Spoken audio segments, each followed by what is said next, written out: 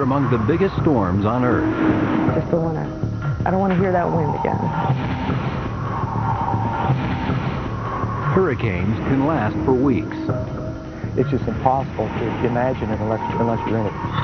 They can cross entire oceans and bring devastation wherever they touch land. When you hear all the power lines and stuff just rip completely off the side of your house, and that scares the hell out of you. At their heart is an eerie zone of near calm, the eye of the storm. This is some of the most ferocious weather the Earth can produce.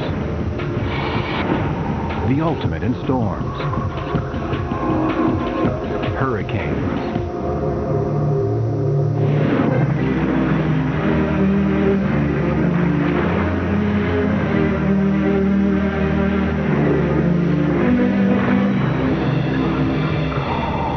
They're killers.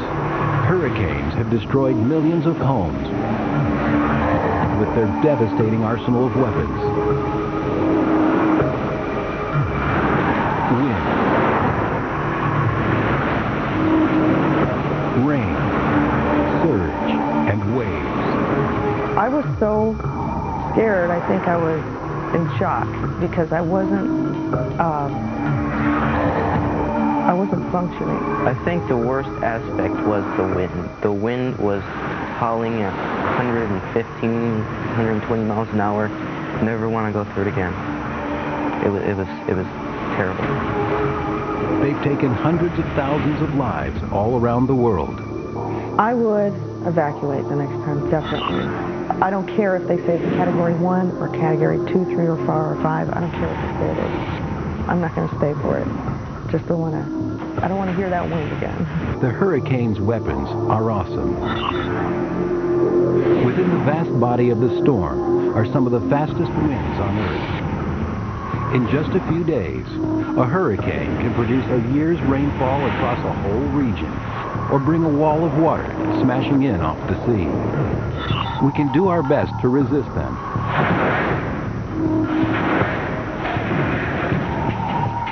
But we may as well just turn and run, because the power of the hurricane just keeps on coming. When it approaches, to watch the ocean change that dramatically, it's a natural adrenaline high. I mean, it's just such a feeling that you get, you know? I mean, it is nature all around you.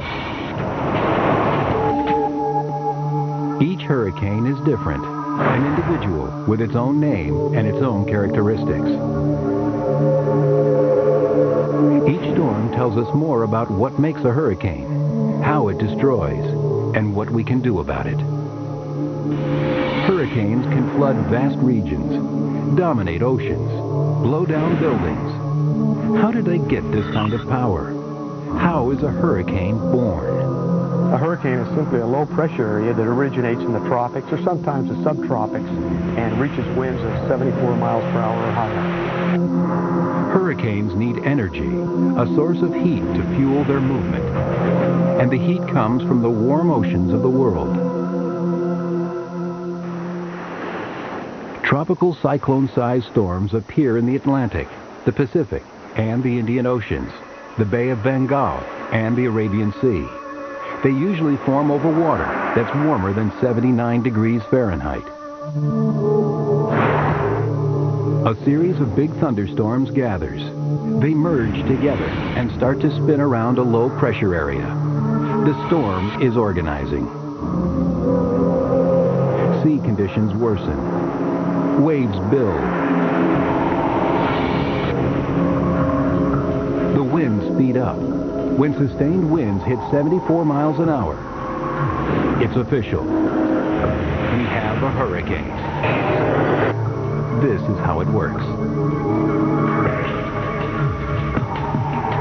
Warm seawater makes the air above heat up and rise. An updraft has been created. More air rushes in from the sides to fill in the space. The mighty heart of the hurricane has started to pump. There are 5 levels of hurricane. A Category 1 will take down a few trees and cause flooding, but it's the strong ones that do the serious damage. A Category 5, starting at 156 miles per hour, is devastating. It can pulverize entire cities.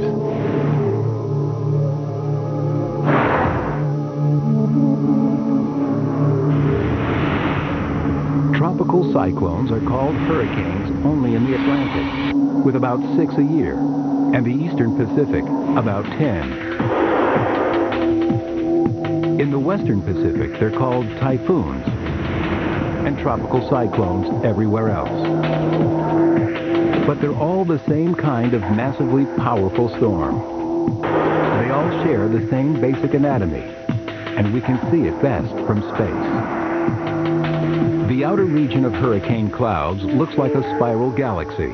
You go from enjoying the beauty of hurricanes when they're far out at sea to becoming nervous and in a warning mode to warn people on how to protect themselves, to really an almost sickening feeling when a major hurricane hits a coastline. The cyclone gets more intense as we get closer to the center, until we hit the region of maximum devastation.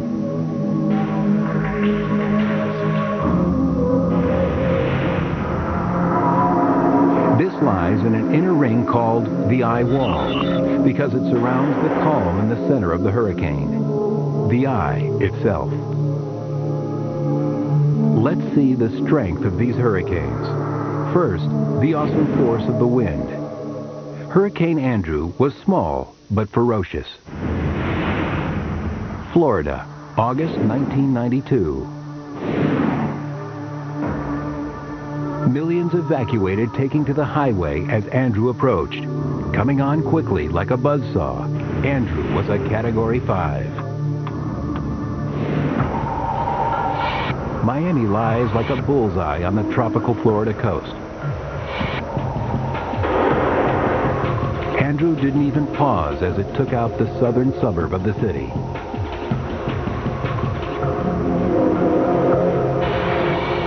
Andrew was a severe hurricane, one of the worst. It did more damage in the U.S. than any other hurricane in history. Some $26 billion. More than 25,000 homes were destroyed. Stanley Goldenberg's was one of them. Not only that, he was inside at the time. We can hear things start to fly around out there. I'm sure we're approaching hurricane force winds.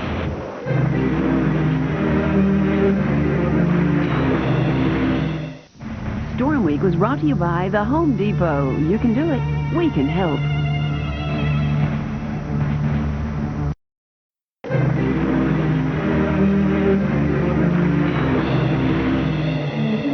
Andrew shows the power of Category 5 hurricane force winds.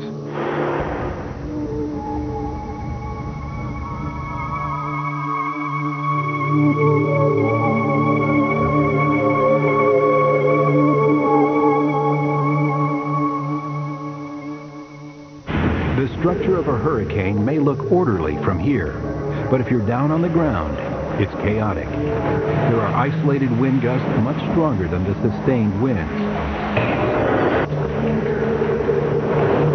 And what they do to buildings can be surprising. The gusts do damage in streaks.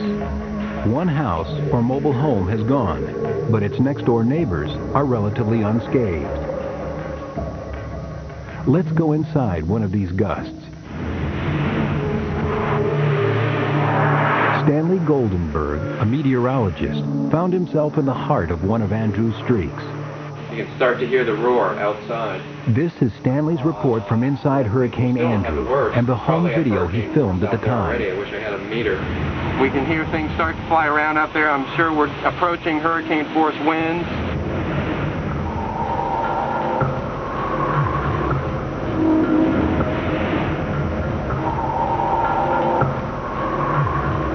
We were here during the worst part of the storm. We were first in the hallway, and then we tried to get to the garage, but it was already gone, so we ended up in the kitchen. While we were there, the whole roof had been ripped off of the house, flew over the fence, and smashed right into the neighbor's house. And I believe they were in it at the time.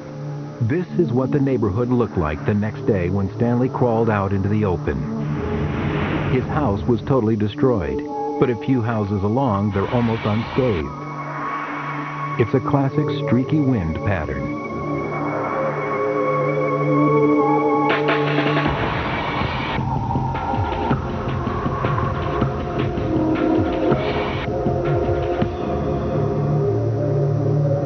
The closer you get to the eye wall, the more extreme the conditions. Almost at the heart of the hurricane, we hit the eye wall, a towering column of storm clouds reaching up 10 miles or more. The eye wall is the danger zone.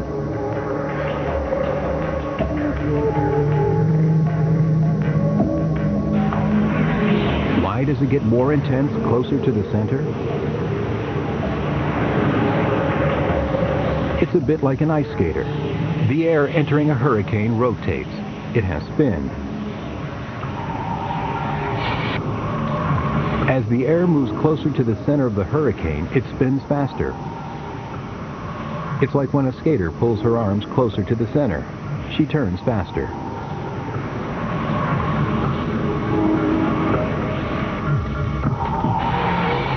So in a hurricane, the spin at the eye wall is much faster than the spin further out. The eye wall can be the area of ultimate destruction. To understand what that really means, we need to get down off our satellite and go to ground level to meet a man who's actually been in the eye wall, Andrew's eye wall. This residential neighborhood south of downtown Miami felt the full force of Hurricane Andrew's assault on Florida. The eye wall passed right over this spot. There was a bedroom here, a bathroom right here. The eye wall passed right over this spot. There wasn't much still standing when Hurricane Andrew left town. And many people that went back couldn't find their homes. The street signs were down, all the tree landmarks were gone, their houses were unrecognizable. They didn't know where they were. 99% of all the mobile homes here were destroyed. 11 years later, there's still nothing. Andrew's winds didn't just hit houses. Across southern Florida, boats were thrown ashore and planes smashed.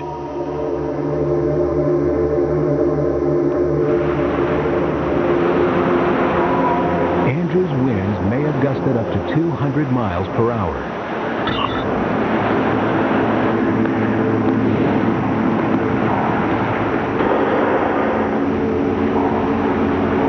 This is about 50 miles an hour. Not a hurricane yet. This is Category 1, a baby as hurricanes go. Category 2 winds will blow you down the street. Do you want to know what Category 3 is actually like? It's not just enough to blow you off your feet and down the road. It's enough to make you fly.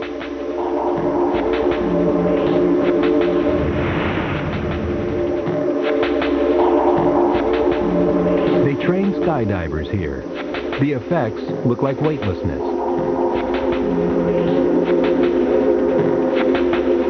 It seems graceful, but hurricane winds can reach 1.5 times this speed. In the open, with no protection, that's not graceful. It's terrifying. When winds with these speeds occur between tall buildings, it's actually possible for this to happen, for the wind to knock people right off their feet.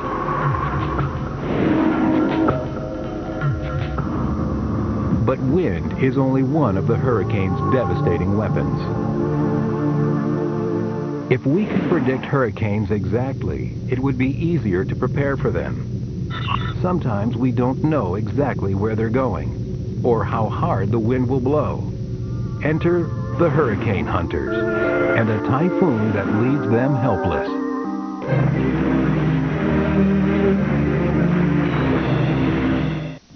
Storm Week was brought to you by Verizon Wireless. We never stop working for you.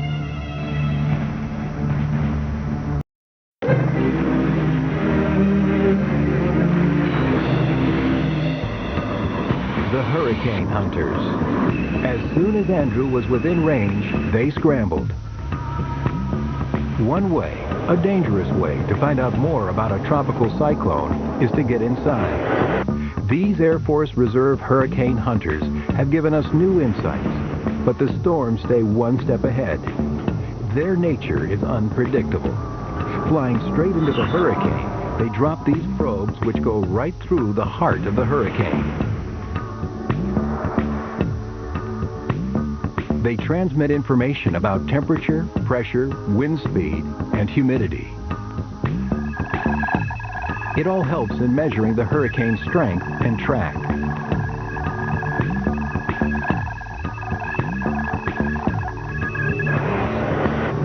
Three days before Andrew hit land, it was only a tropical storm. But Andrew was getting more violent. The scientists needed to know how violent and how quickly it was intensifying. Hurricanes may be massive and powerful, but forecasting them is still a challenge.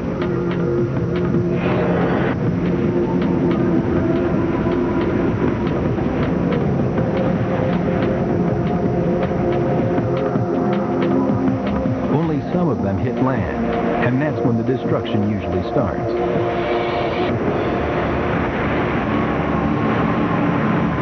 Typhoon Faye from 1995 shows how huge waves can devastate, sinking more than 70 ships.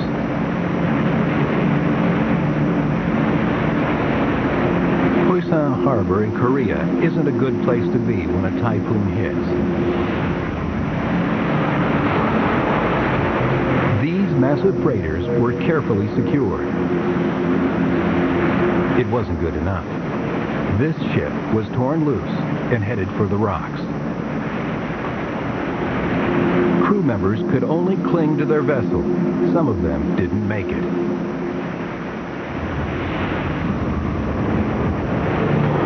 Hurricane winds act on the sea's surface over great distances, and for a long time to produce these gigantic waves.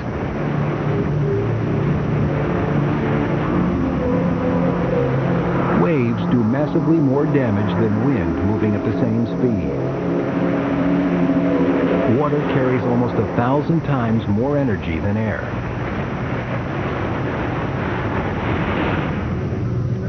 And it's not just winds and waves. Hurricanes also destroy with rain. Look at what Hurricane Mitch did when it deluged Central America in 1998.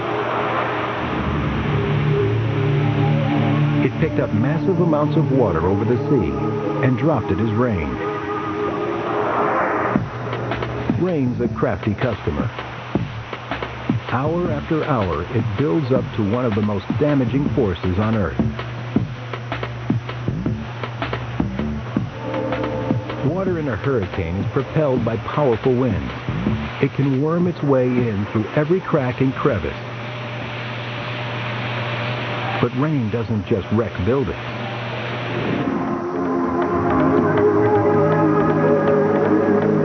Hurricane Mitch spent nearly 6 days around Honduras and Nicaragua. 35 inches of rain fell on some mountain areas.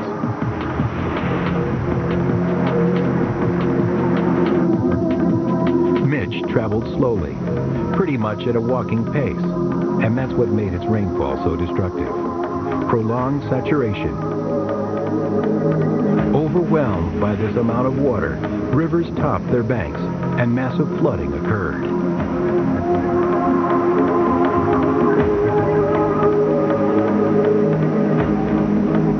Buildings on steep slopes became vulnerable as mud began to flow downhill.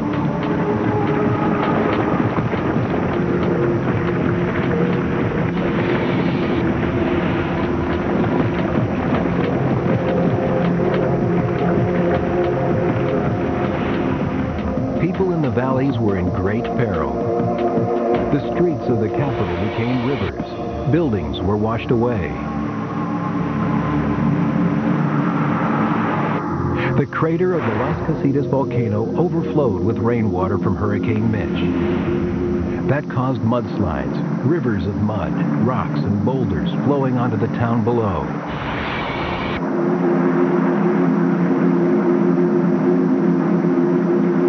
But even rain isn't a hurricane's last weapon. It has one more up its sleeve, one that is truly terrifying.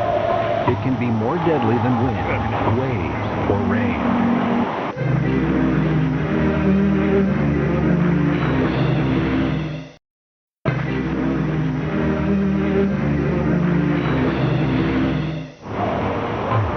What's more deadly than the winds, waves, and rain of a hurricane?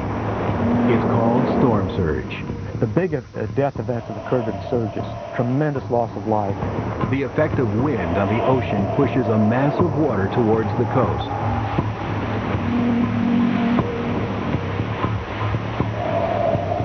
The water, sometimes as high as a house, rushes ashore with terrible violence.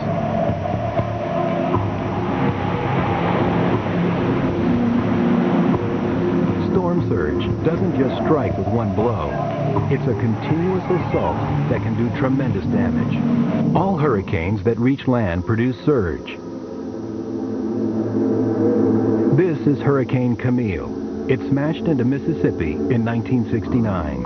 So you had 35 to 40-foot waves, you had a surge of 15 to 20 feet, and you had winds with gusts at 200 miles per hour that destroyed almost everything in its path right along the beach and well in it as well.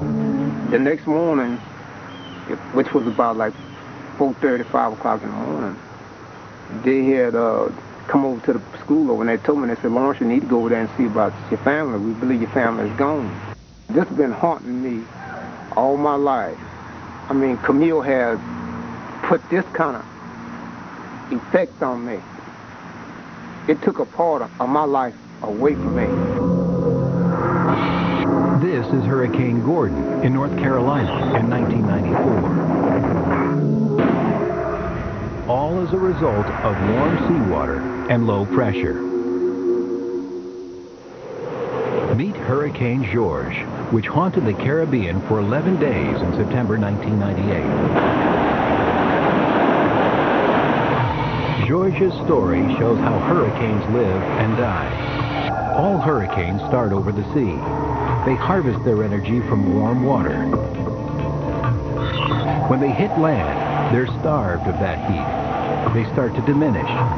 But George was an endurance champion.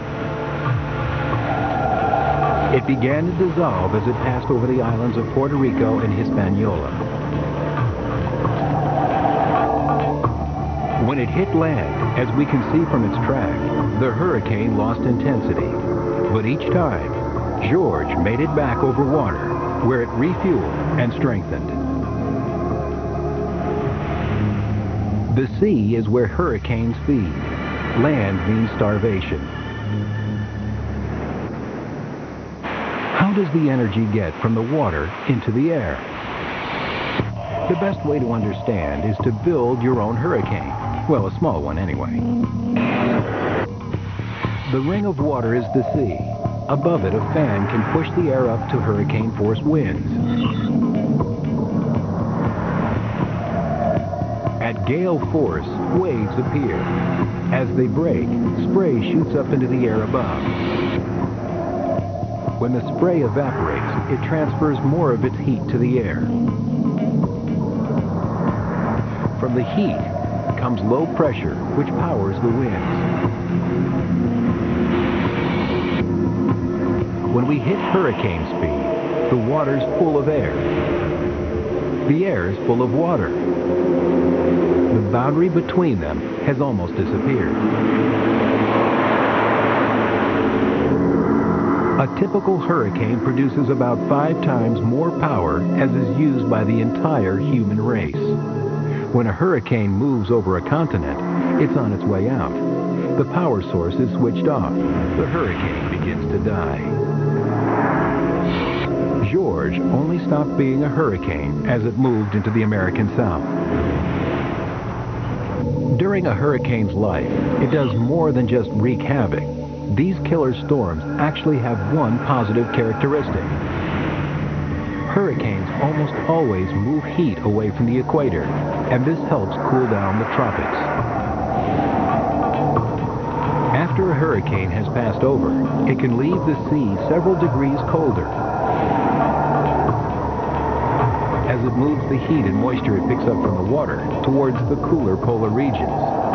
This helps to reduce the heat difference between hot and cold parts of the world. Hurricanes are like a form of tropical air conditioning and polar heating. And they aren't going away. We have to learn to deal with them. And we may be able to learn something from a primitive culture that's centuries old.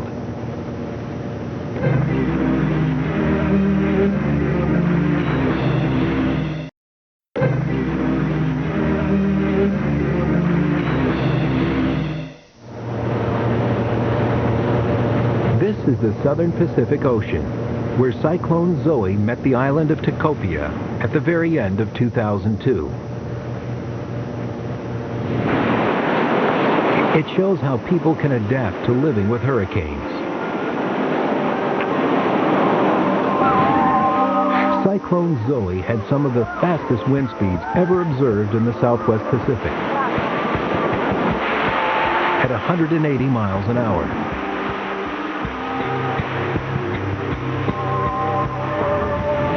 But when Zoe hit Tikopia, no one was killed.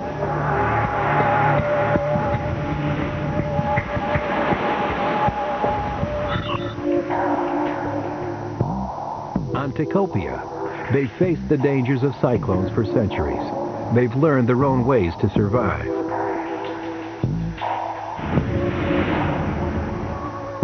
There are only about 1,500 people on Tikopia. Using paths their ancestors wore down in previous emergencies, they took to the caves on high ground. The first outsider to land after the tropical cyclone took these images of them emerging.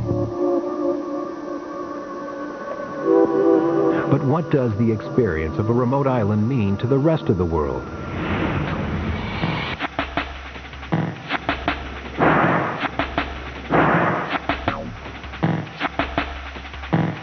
This scientist is studying the effects of hurricanes on the swamplands of Louisiana and the deep south of the U.S.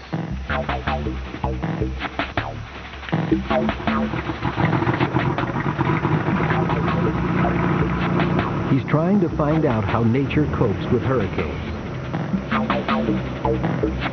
The best way to do it is from the air.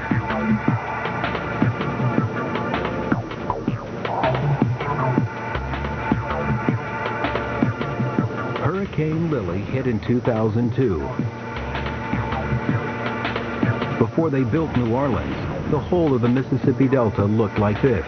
Vast wetlands, green and lush. And right in the path of hurricanes.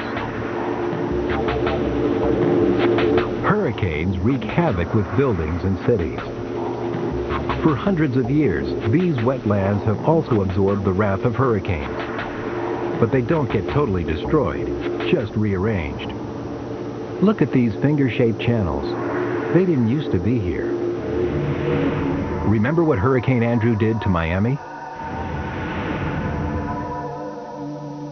The same kind of wind gust caused this streaky damage, actually pushing the marsh aside.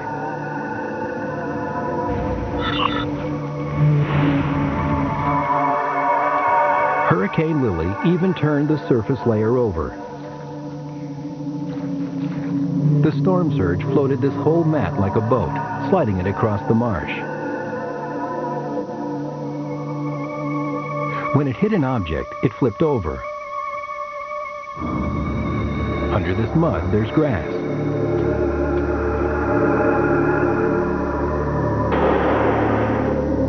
The wind can compress the ground in an accordion effect, literally pleating the marsh. But wetlands survive. They can absorb hurricanes and even use them for renewal.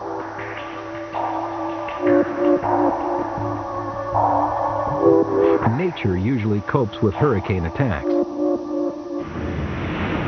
But 11 of the world's 15 biggest cities lie along coast. Millions of people live within the reach of hurricanes.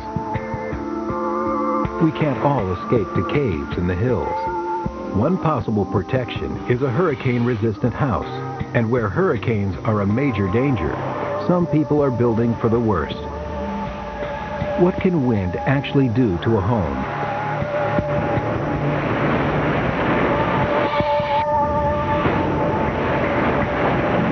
Fortunately, the people who lived here had taken shelter elsewhere. A mobile home's weakness is its lack of a foundation. The home is only tethered to the ground. Break the link, and this is the result.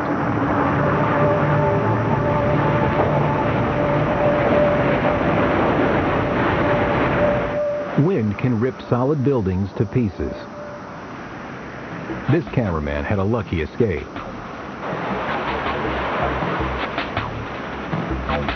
The wind has taken the roof off, and it could bring the whole building down. Objects picked up by hurricane winds become shrapnel. This corrugated iron is embedded in a tree. And look at what this plank did to this house. Think about what that could do to the human body.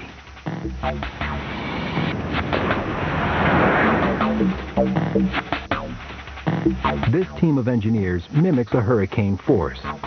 The test projectile is accelerated to hurricane speed. This is typical roofing material.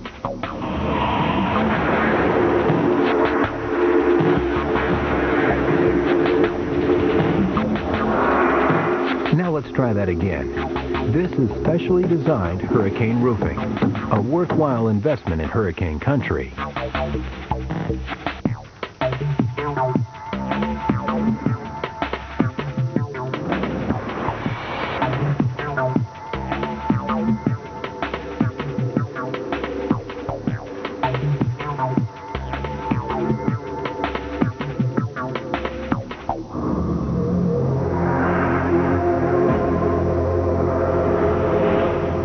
The team is deconstructing a house almost like hurricanes do, but they're using a crane.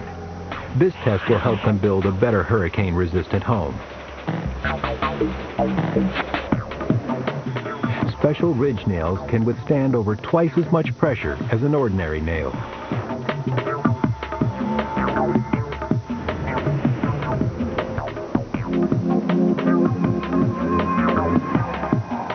Waterproofing is tested with mammoth fans.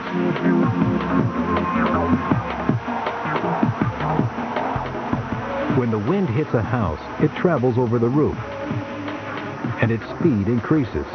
It tries to lift the roof right off.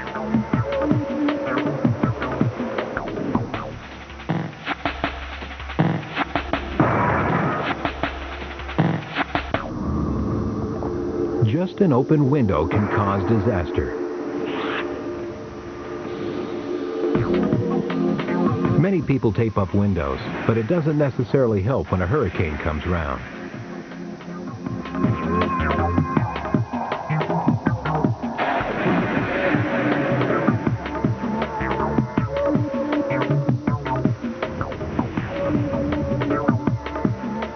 Impact-resistant glass can keep debris out even when it's broken.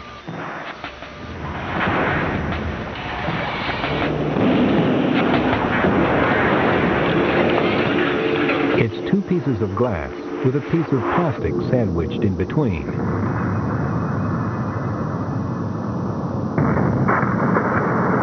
You need protection in hurricane country, especially in one U.S. city that some people think is a disaster waiting to happen.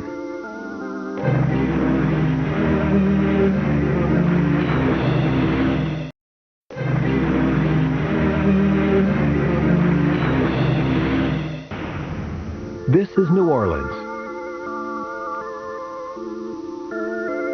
Like many of the world's major cities, it lies near a coast where hurricanes strike.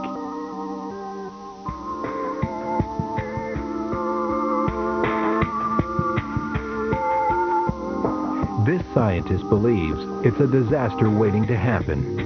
If a Category 4 was to head straight for New Orleans, he believes it would be a catastrophe. October 2002, Hurricane Lily was approaching Louisiana, a Category 4, and uncomfortably close to New Orleans. New Orleans isn't just in the path of hurricanes.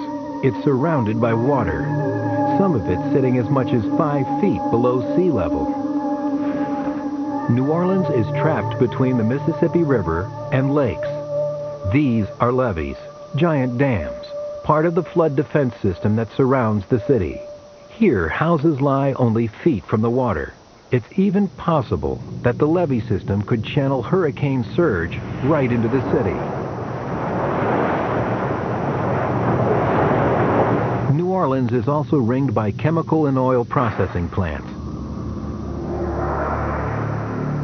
Scientists don't know what would happen to them if a hurricane hit hard. It's possible that the streets could flow with poisonous chemicals and gasoline. Worst of all, this exit could be blocked.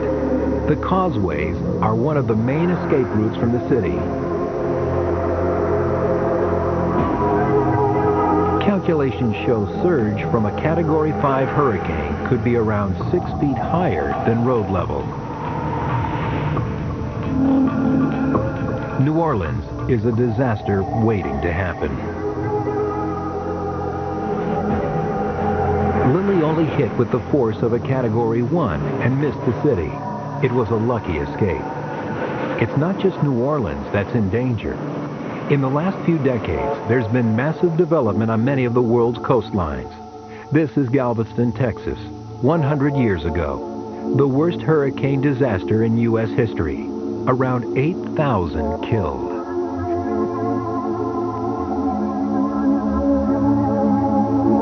Thousands more people live on the coast today. But the stakes could be getting higher still. Not only are there more cities for the hurricanes to destroy, but there may also be more hurricanes. Most scientists believe global temperatures are rising.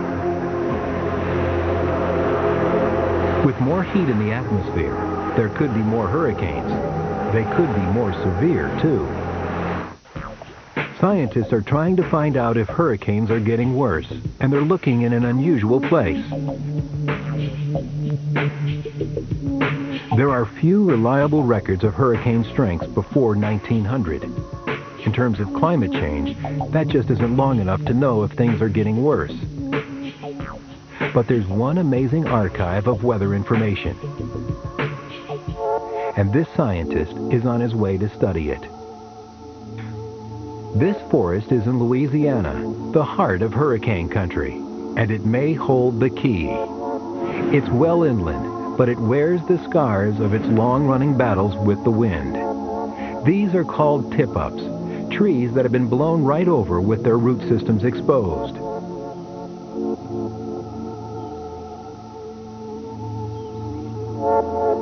Their direction of fall tells us they probably were victims of a hurricane.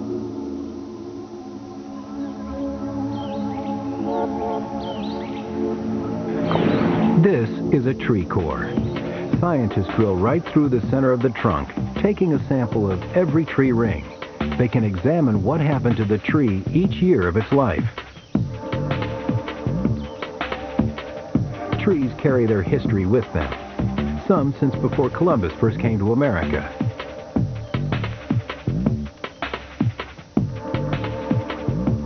Even if a tree only loses its leaves to a hurricane, it records the trauma in its growth pattern.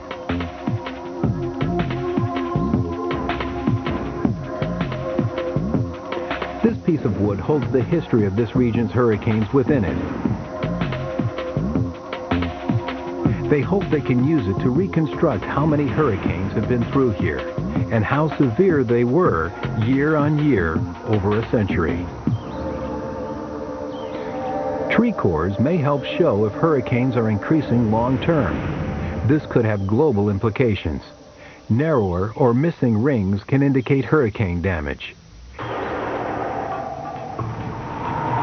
If global warming continues, rising sea levels could make hurricanes even more damaging. Some scientists think we should fight back. Instead of defending ourselves against hurricanes, we should try to stop them in their tracks by manipulating the weather itself.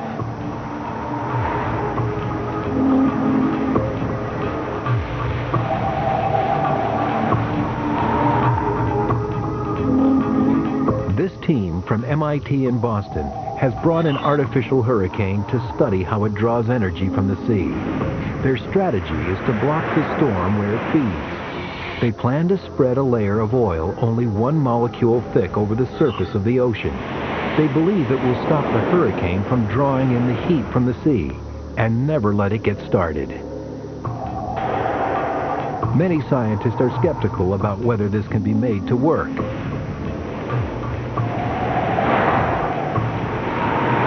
Another approach uses these amazing absorbent granules.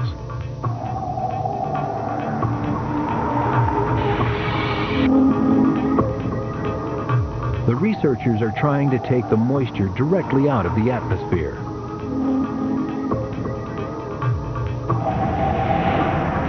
They intend to use aircraft to scatter a cloud of granules into a hurricane.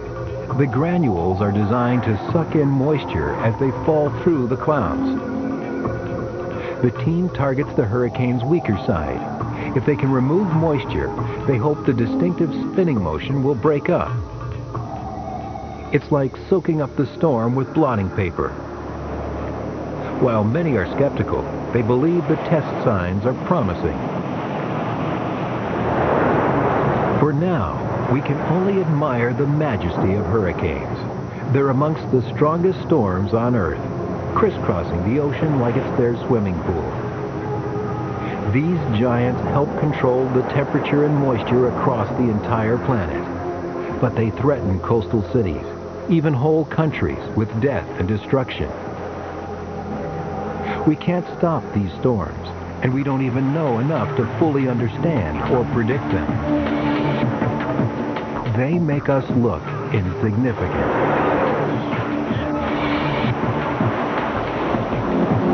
Hurricanes, a storm that is built for destruction.